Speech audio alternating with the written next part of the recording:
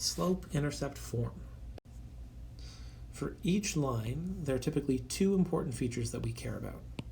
The first one is the slope, represented by m, which we can think of as the steepness of the line, and in general, it's the rate of change per unit. It's how much the function height is changing for each step we take in the x direction.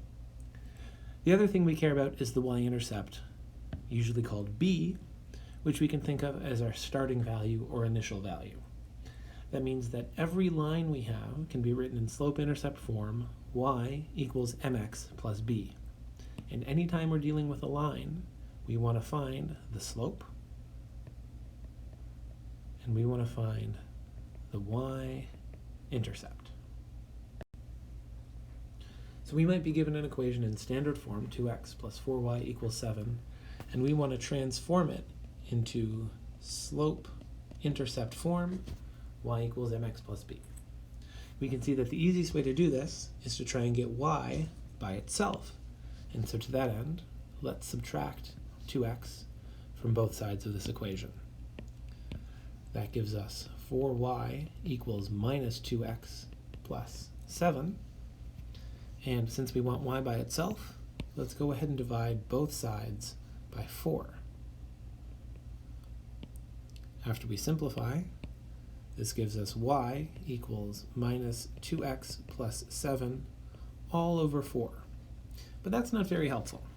Instead, we can split this up so that we're dividing each term of this by 4. And that's maybe a little clearer.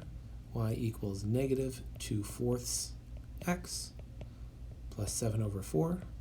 Or equivalently, y equals negative 1/2 x plus 1.75.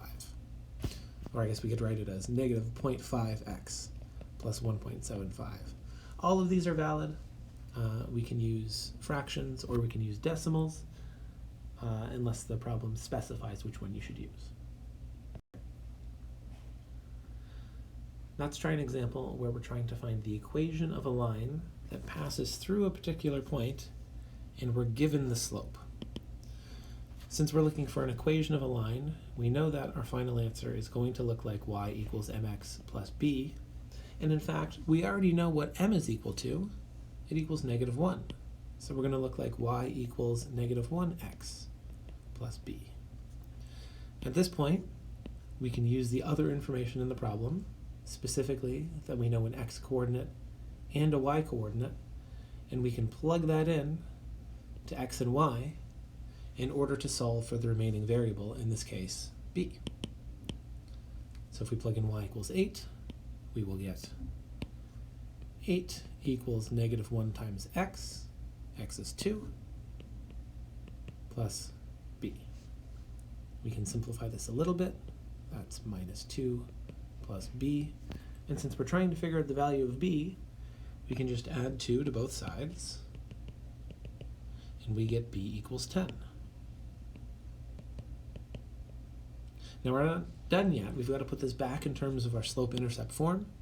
And so that will be y equals negative 1x plus b is 10. Negative 1x plus 10, or just negative x plus 10 is fine.